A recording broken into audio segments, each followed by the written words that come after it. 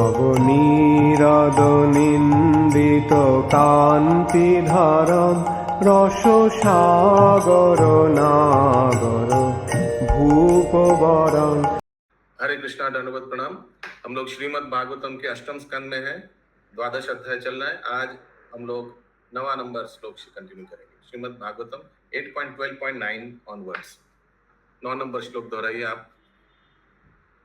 त्वम अरे वो आवाज आ रहा है, कंटिन्यू।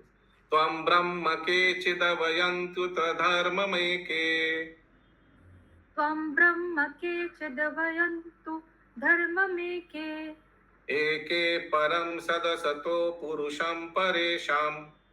एके परम सदसतो पुरुषं परेशम्। अन्ये वदन्ति नवशक्तियुतं परं त्वम्। अन्ये अभियन्ति नवशक्तियुक्तं परं त्वम्। केचिन्महापुरुषम् अवयम् आत्मतन्त्रम्। केचि अहं महापुरुषम् अवयम् मंत्रम। अनुवाद। जो निर्विशेष मायावादी कहलाते हैं वे आपको निर्विशेष ब्रह्म के रूप में मानते हैं। मीमांसक विचारक आपको धर्म के रूप में मानते हैं।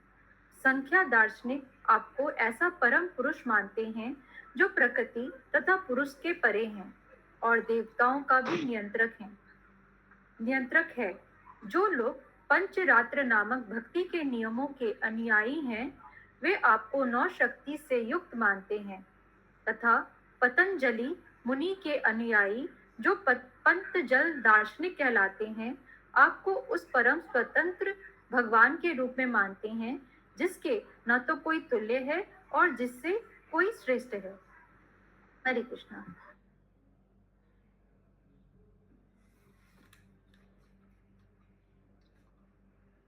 अगला श्लोक 10 नंबर। नाहं प्रायोरसयो नामरिचि मुख नहीं नाहं परायुरसयो नामरि नहीं नाहं परायुरसयो न मरीचि मुख्या। नाहं परायुरसयो न मरीचि मुख्या। जानन्ति यद्विरचितं खलु सत्त्वसर्गा। जानन्ति यद्रचितं खलु सत्त्वसर्गा। यन्मायया मुषितचेतस ईश दैत्य। यन्मायया मुषितचेतस ईश दैत्य। मायादया किमुत सश्वादभद्रवृत्त। मत्यार्दया किमुत स्वदभद्रवृत्ता। अनुवाद। हे प्रभु, सभी देवताओं में श्रेष्ठ माना जाने वाला मैं ब्रह्मा जी तथा मरीचि इत्यादि महर्षि सतोगुण से उत्पन्न है। तब भी हम सभी आपकी माया से मोहग्रस्त हैं और यह नहीं समझ पाते कि आप सृष्टि की यह सृष्टि क्या है। आप हमारी बात छोड़ भी दें तो उन असुरों तथा मनुष्यों के बारे में क्या कहा जाए जो प्रकृति के निम्न गुणों रजो तथा तमो गुणों से युक्त हैं। वे आपको कैसे जान सकते हैं। तात्पर्य। वस्तुतः सतोगुणी लोग भी भगवान की स्थिति को नहीं समझ सकते, तो फिर उनके विषय में क्या कहा जाए जो प्रकृति के निम्न गुणों रजो तथा तमो गुणों से स्थित हैं। रजो तथा तमो गुणों में स्थित हैं। हम भगवान विषय में एक सेकंड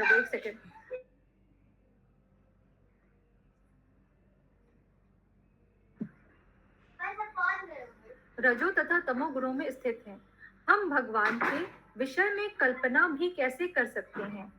अनेक ऐसे विचारक हैं जो परम सत्य को समझने का प्रयत्न करते हैं, किंतु वे निम्न गुणों से युक्त होने के कारण और मदपान, मांसाहार, अवैध मैथुन तथा द्रुत क्रीड़ा जैसे बुरी आदतों में अनुरक्त होने के कारण भगवान के विषय में किस तरह सोच सकते हैं। उनके लिए यह असंभव है। वर्तमान युग के लिए नारद मुनि द्वारा बताई गई पंचरात्रि की विधि ही एकमात्र आशा है। अतएव श्री रूप गोस्वामी ने ब्रह्म यामल से निम्नलिखित श्लोक उद्धृत किया है। फिर से पढ़िए, क्या बोला आपने? अतएव श्री रूप गोस्वामी ने ब्रह्म यामल से निम्नलिखित श्लोक उद्धृत किया है। श्रुति स्मृति पुराणादि पंचरात्रि विधि विना एकांतिकी हरे भक्ति रूप तप पाता येव कल्पते। तो ब्रह्म यमला रूप गोस्वामी यामल, अच्छा यामल। तो श्रुति स्मृति पुराणादि पंचरात्रि विधि बिना, ये सब के बिना अगर कोई एकांत की हरि भक्ति कर रहा है, अकेला अकेला अपना मन कर रहा, तो वो क्या है समाज के लिए? उत्पात एवं कल्पते, उत्पात है वो व्यक्ति। आगे पढ़िए। भगवान की वह भक्ति जो उपनिषदों, पुराणों तथा नारद पंचरात्र जैसे वैदिक वाङ्मय की अवमानना करे, वह समाज में अनावश्यक उत्पात मात्र है। भक्ति रसामृत सिंधु 1.2.101। जो लोग ज्ञानी हैं, तो आप लोग देख सक रहे हैं ये ब्रह्म यमल का श्लोक है, लेकिन रूप गोस्वामी वह लेकर क्या किया? भक्ति रसामृत सिंधु में दिया। तो हिरण्मय गौरांग प्रभु इस तरह से Bhakti Rasamrita Sindhu is a collection of verses by Rup Goswami. He is not the writer of the verses. He is not the compiler of the verses. But he has aggregated all these verses, just like in Upadeshamritam, just like in Isho Upanishad. These are all collection of verses. तो कुछ versus तो उनका खुद भी होगा ना, कुछ ना कुछ उसका खुद भी होगा, दादा से लिया है बाहर से.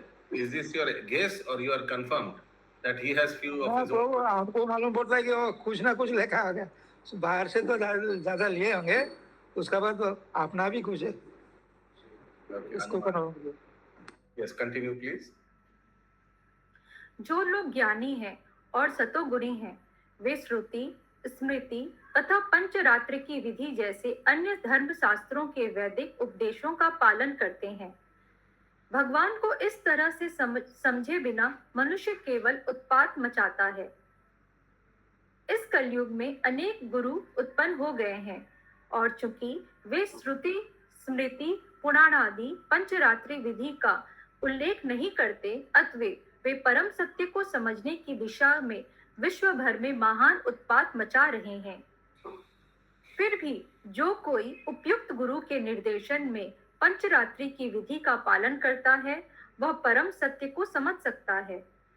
कहा गया है, पंचरात्रस्य कृतशन्नस्य वक्ता तु भगवान स्वयं. पंचरात्र प्रदिति भगवान द्वारा उसी प्रकार कही गई है जिस तरह भगवत गीता कही गई थी. वासुदेव शरणम विदुर्ज सेव. सत्य को वही समझ सकता है जिसने वासुदेव के चरण कमलों की शरण ग्रहण कर ली है. बहुनाम जन्मानान्ते ज्ञानवानम बहुनाम जन्मनाम अन्ते ज्ञानवानम मा प्रपद्धते वासुदेव सर्मीति समात्मासु दुर्लभ. जो वास्तव में ज्ञानी है, वह अनेक जन्मांतरों के बाद मुझको समस्त वस्तुओं तथा कारणों का कारण जानते हुए मेरी शरण में आता है. ऐसा महात्मा अत्यंत दुर्लभ है.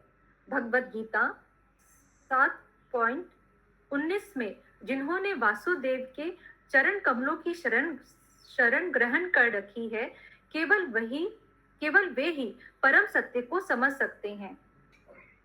वासुदेव भगवती भक्ति योग प्रयोजितः जन्य अतायशु वैराग्यम ज्ञानम च यद अहेतुकम.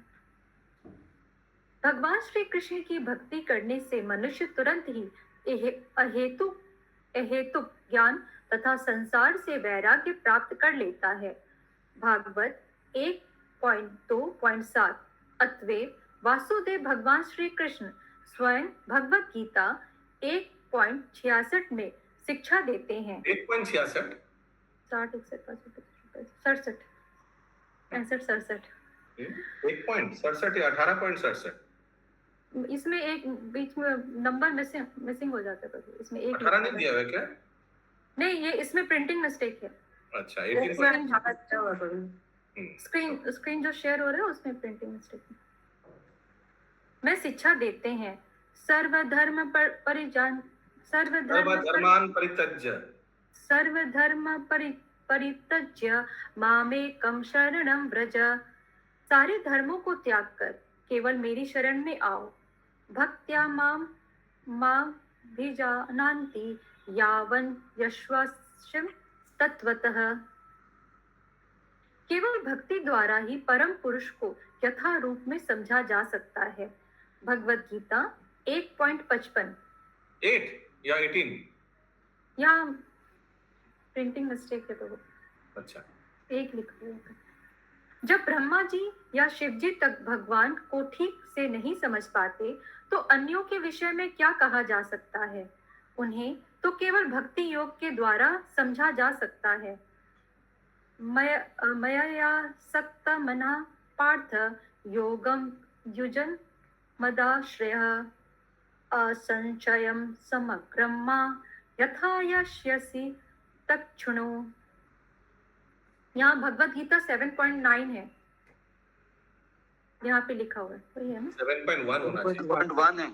ओह सॉरी, हाँ वो 1 है। 7.9। यदि कोई वासुदेव कृष्ण को स्वयं के बारे में बोलते हुए मात्र स्मरण करके उनकी शरण में जाकर भक्ति योग का अभ्यास करता है तो वह उनके विषय में सब कुछ जान सकता है। निस्संदेह वह उन्हें सम्यक रूप से समझ सकता है। हरे कृष्ण। 11 नंबर श्लोक। स्वत्वं समीहितमदास्थिति जन्मनासं स्वत्वं समीहितमदः स्थित जन्मनाशं भूते हितं च जगतो भवबन्धमोक्षौ भूते हितं च जगतो भवबन्धमोक्षो वायुर्यथा विशति खं च चराचराख्यम् वायु यथा विशति खं च चराचराख्यम् सर्वं तदात्मकतया वगमो अवरुन्से सर्व तदात्मकतया वगमो अव्यरुन्धसे। अनुवाद। हे प्रभु, आप साक्षात परम ज्ञान हैं। आप इस सृष्टि तथा इसके सृजन, पालन तथा संहार विषय में सब कुछ जानते हैं। आप जीवों द्वारा किए जाने वाले उन सारे प्रयासों से अवगत हैं जिनके द्वारा वे इस भौतिक जगत से बंधते या मुक्त होते हैं। जिस प्रकार वायु विस्तीर्ण आकाश के साथ साथ समस्त चराचर प्राणियों में प्रविष्ट करती है, उसी प्रकार आप सर्वत्र विद्यमान हैं, अतएव सर्वज्ञ हैं। अनुवाद। तात्पर्य। ब्रह्म संहिता 5.35 में कहा गया है, क्या पढ़ रहे आप? तात्पर्य। ब्रह्म संहिता 5.35 में कहा गया है, एको अप्यस रचितम जगदंड कोटिम यस्तिरस्ति जगदंड चयायदंत अंडम तरस्त परमाणु चयम तरस्थम गोविंदमादि पुरुषम तमहम भजामि। मैं उन भगवान गोविंद की पूजा करता हूँ जो अपने एक श्वास के द्वारा प्रत्येक ब्रह्मांड तथा प्रत्येक परमाणु में प्रवेश करते हैं और इस प्रकार सारी सृष्टि में अपनी असीम शक्ति को प्रकट करते हैं।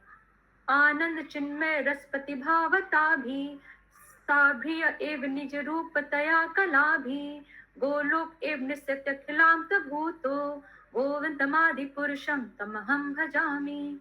मैं उन आदि भगवान गोविंद की पूजा करता हूँ जो अपने निजी धाम गोलोक में उन राधा के साथ निवास करते हैं जो उनके आध्यात्मिक स्वरूप के अनुरूप हैं, जो हार्दिनी शक्ति में समन्वित हैं। हार्दिनी नहीं, हाँ में एक ला भी है, ल भी है। देखिए हलादनी हम्म, हालादनी शक्ति में समृद्ध हैं। उनकी सखियां उनकी विश्वस्त संगनियां हैं, जो उनके शारीरिक स्वरूप के अंश रूप हैं और नित्य आनंद में आध्यात्मिक रस से ओतप्रोत हैं। ब्रह्म संहिता 5.37। यद्यपि गोविंद सदा अपने धाम में निवास करते हैं, गोलोक एवं निवसति, किंतु वे एक साथ सर्वत्र विद्यमान हैं। उनसे कुछ भी छिपा नहीं है और न ही छिपाया जा सकता है। यहाँ पर दिए उदाहरण में भगवान की तुलना वायु से की गई है, जो विस्तीर्ण आकाश में तथा प्रत्येक शरीर के भीतर रहती है, किंतु फिर भी उन सबसे भिन्न रहती है। हरे कृष्णा। हम लोग ना अभी से प्रयास करेंगे, जो भाषा में रीडिंग कर रहे हैं उसी भाषा में सब कुछ बोलने का। जैसे हम लोग बोलते हैं ना 5.35, 5.35 या 5वें अध्याय का 35 नंबर श्लोक। 35 नहीं प्रभु, 35। अरे मैं दिखाऊं 35 है। यस प्रभु, बहुत दिन हो गए देखे हुए। ठीक है, तो इस तरह से हम लोग प्रयास करेंगे। जो बंगाली बोल रहे तो बंगाली, जब हिंदी बोल रहे तो पूरा हिंदी। अगला श्लोक 12 नंबर। अवतार मया दृष्ट राम मानस्यते गुणे स्वहं तद्द्रष्टुमिच्छामि यत्तेयोषिद् वपुर्धृतम्।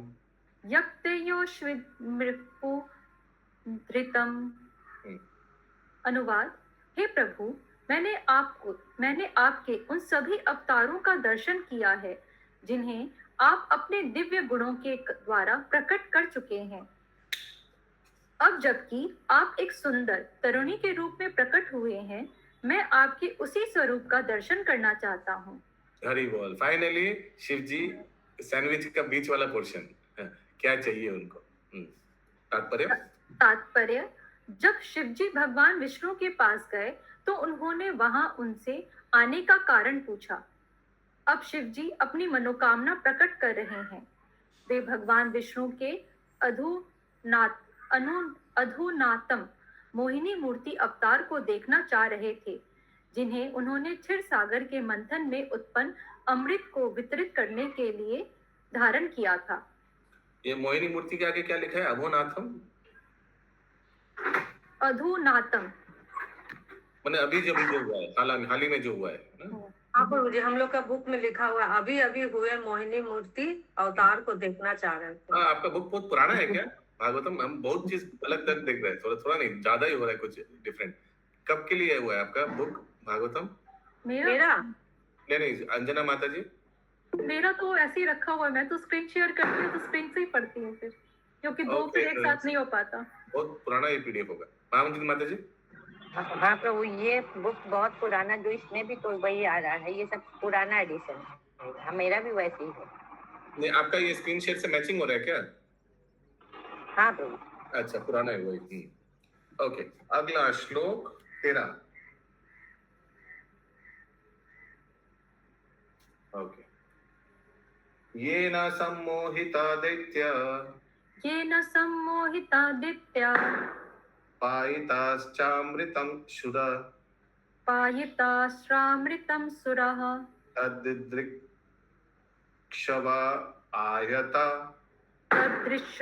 आयता परम कौतूहलं हिनः।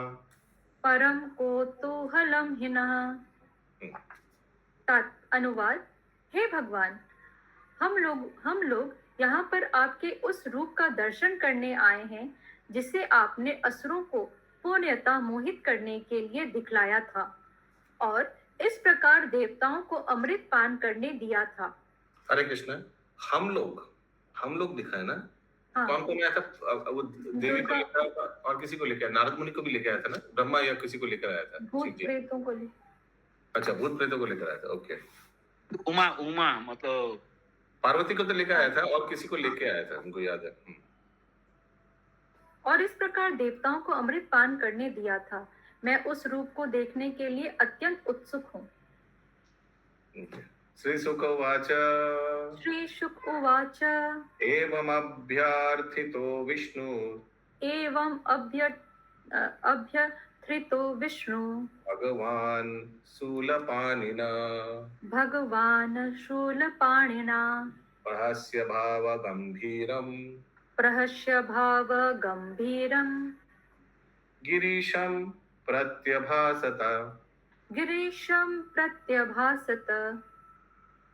अनुवाद। शुकदेव गोस्वामी ने कहा, जब त्रिशूलधारी शिवजी ने भगवान विष्णु से इस तरह प्रार्थना की तो वे गंभीर होकर हंस पड़े और उन्होंने उनको इस प्रकार से उत्तर दिया।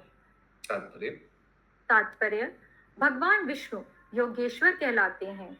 यत्र योगेश्वर कृष्णः। योगी जन योगा अभ्यास द्वारा कुछ शक्ति प्राप्त करना चाहते हैं, किंतु भगवान कृष्ण तो योग शक्ति के ईश्वर कहलाते हैं। शिव जी उस मोहिनी मूर्ति को देखना चाहते थे जिससे सारा जगत मोहित था, और भगवान विष्णु इस विचार में मग्न थे कि शिव जी को भी किस तरह मोहा जाए। इसलिए भाव गंभीरम शब्द का प्रयोग हुआ है। माया को दुर्गा देवी द्वारा प्रदर्शित किया जाता है, जो गिरीश या शिवजी की पत्नी है। शिव दुर्गा जी द्वारा मोहित नहीं हो पाए थे, किंतु अब जब वे भगवान विष्णु के स्त्री रूप को देखना चाह रहे थे तो भगवान विष्णु अपनी योग शक्ति से ऐसा रूप धारण करेंगे जो उनको भी मोह सके। इसलिए भगवान विष्णु गंभीर थे और साथ ही हंसते जा रहे थे। हरे कृष्ण। श्री भगवान उवाच श्री भगवान उवाच कौतूहलाय दैत्यानां योषिद्वेषो मया धृत पश्यता सुरकर्याणि गते पीयूष भाजने।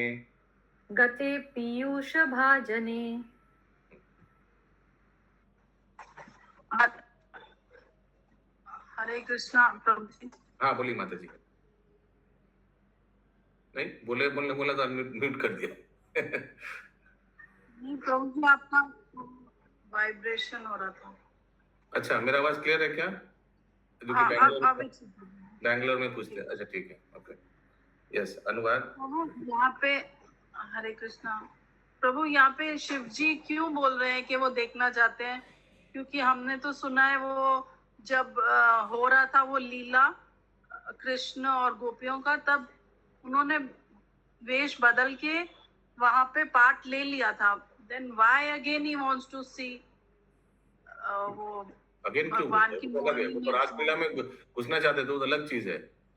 गोपी बन के गया था रासलीला में। यहाँ तो मोहिनी अवतार का दर्शन करना चाहते, वहां तो गोपियों के साथ भगवान के साथ नृत्य करना चाहते थे। दोनों अलग चीज है।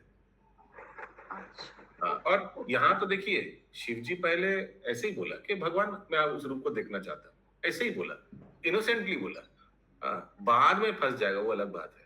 लेकिन यहाँ तो भगवान का रूप को देखना तो कोई गलत नहीं है।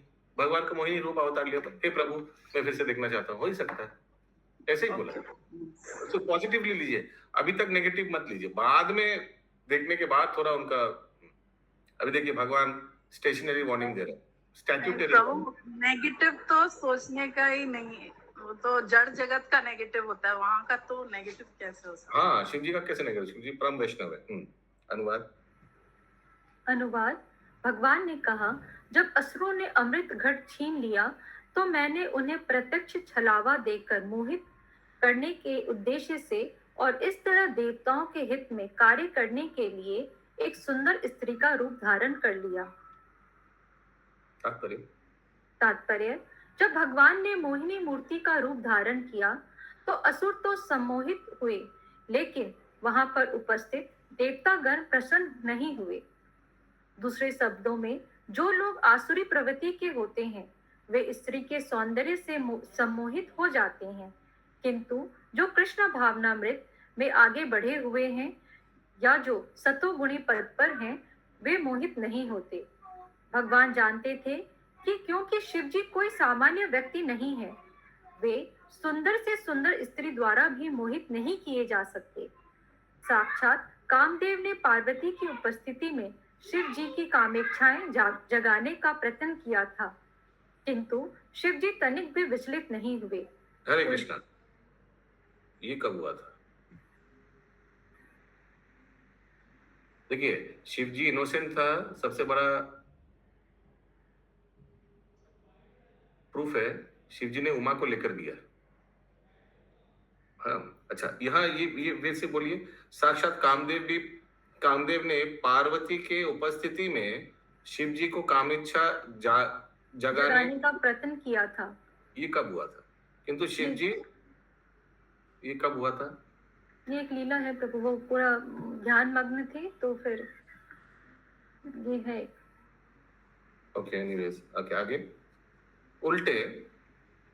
उल्टे शिव जी ने नेत्रों की ज्वाला से कामदेव भस्म हो गया। अतएव भगवान विष्णु को ठीक से सोच विचार करके ऐसा सुंदर रूप धारण करना था जिससे शिव जी भी सम्मोहित हो जाएं। फलस्वरूप वे गंभीर रूप से हंस रहे थे। जैसा कि पिछले श्लोकों में कहा गया है, प्रहस्य भव गंभीरम। सामान्यतः कोई सुंदर स्त्री शिव जी में काम वासना नहीं जगा सकती, किंतु भगवान विष्णु सोच रहे थे कि क्या स्त्री का कोई ऐसा रूप हो सकता है जो उन्हें सम्मोहित कर सके। हरे कृष्ण। अगला श्लोक 16। तते अहम दर्शयिष्यामि दित्रेक्षो सुरसत्तमा कामिनां बहुमन्तव्यम् संकल्प प्रभवोदयम्। अनुवाद। हे देव श्रेष्ठ, अब मैं तुम्हें अपना वह रूप दिखाऊंगा जो कामी पुरुषों द्वारा अत्यधिक सराहा जाता है। चूंकि तुम मेरा वैसा रूप देखना चाहते हो, अतएव मैं तुम्हारे समक्ष उसे प्रकट करूंगा। अच्छा, भगवान ने कुछ वार्निंग नहीं दिया, क्योंकि भगवान ने तुरंत राजी भी हो गए दिखाने। तात्पर्य, शिव जी द्वारा भगवान विष्णु से स्त्री का सबसे अधिक आकर्षक रूप प्रकट कहना निश्चित ही उपहास का विषय था। शिव जी जानते थे कि वे किसी तथाकथित सुंदर स्त्री द्वारा विचलित नहीं किए जा सकते थे। उन्होंने सोचा, भले ही दैत्यगण सम्मोहित हुए हों, किंतु देवता तो सम्मोहित नहीं हुए, तो मेरा क्या कहना। मैं देवताओं में मैं सर्वश्रेष्ठ हूँ। फिर भी शिव जी ने भगवान को स्त्री रूप में देखना चाहा। अतएव भगवान विष्णु ने स्त्री की भूमिका अदा करने का निश्चय किया और उन्हें ऐसा रूप दिखाना चाहा जो उन्हें तुरंत ही काम वासना के समुद्र में डाल दे। अतएव भगवान विष्णु ने शिव जी से कहा, मैं तुम्हें अपना स्त्री रूप दिखलाऊंगा, किंतु यदि तुम काम वासना से विचलित हो गए तो मुझे दोष मत देना। एक सेकंड, ये कब बोला? क्योंकि आप मेरे वेश्या रूप देखना चाहा है, ऐसा कहीं लिखा था क्या श्लोक में? मुझे को दोष मत देना अगर कुछ गड़बड़ हो गया तो। मेरे को तो नहीं दिख रहा है। हाँ, बोलिए। ये है ना संकल्पो प्रभु दयम वाला, इसका तो है ना संकल्प कामेच्छाएं, वर्ड मीनिंग में दिया हुआ है। प्रभु जब प्रबल रूप से जगाते हैं। जो कामी पुरुष द्वारा आध्यात्मिक सराहा जाता है, ये वाला लास्ट वर्ड है ना जो संकल्पो प्रभु दया। अरे अनुवाद में बताइए कहाँ लिखा है? तुम मेरा वैसा रूप देखना चाहते हो, अतः मैं तुम्हारे समक्ष प्रकट होऊंगा। राजी हो गया, वार्निंग तो नहीं दिया कुछ। एनीवेज, आगे पढ़िए। प्रभु लिखा हुआ है यहाँ पे। कहाँ पे? यदि तुम काम कहाँ पे? वासनाओं से कहाँ पे? विचलित कहाँ पे लिखा हुआ है? कहाँ पे? तात्पर्य में कौन है सा तात्पर्य में? ये श्लोका अरे तो 16 श्लोक। तात्पर्य तो प्रभुपाद ने लिखा है, तात्पर्य थोड़ी शिव जी लिखा है। श्लोक में कहाँ आ रहा है मैं पूछ रहा हूँ, आगे पढ़िए। श्लोक में नहीं है प्रभु, श्लोक में नहीं है वो चीज जो पर्टिकुलर जैसा। तो मैं पूछता हूँ कुछ, उत्तर कुछ दूसरा ही आता है। पढ़िए पढ़िए, लोग सवाल नहीं समझते। कामी लोग स्त्री के आकर्षक अंगों का प्रशंसा करते हैं, किंतु जो लोग ऐसी काम वासना से परे हैं और जो कृष्ण भावना मृत पद को प्राप्त हैं, उन्हें मोहित कर पाना अत्यंत कठिन है। फिर भी भगवान की परम इच्छा से सब कुछ हो सकता है। यही शिव जी की परीक्षा करने का उपाय था कि वे अविचलित रह सकते हैं या नहीं। हरे कृष्ण। श्री सुक उवाच श्री सुक उवाच ब्रुवानो भगवांस इति ब्रुवाणे वाणो भगवान् तत्रैवान्तरधीयत तत्रेवान्तरधीयत सर्वतश्चार्यंश्चक्षुः सर्वतचार्यं चक्षुष भवस्ते सहो मया। भ्रव आस्ते सहो मया। अनुवाद। सुखदेव गोस्वामी ने आगे कहा, ऐसा कहकर भगवान विष्णु तुरंत ही अंतर्धान हो गए और शिव जी उमा सहित वहीं पर चारों ओर आंखें घुमाते हुए ढूंढते रह गए। हरे कृष्ण। अच्छा, दोनों ढूंढ रहे कहाँ है? उमा सहित। अगला श्लोक 18।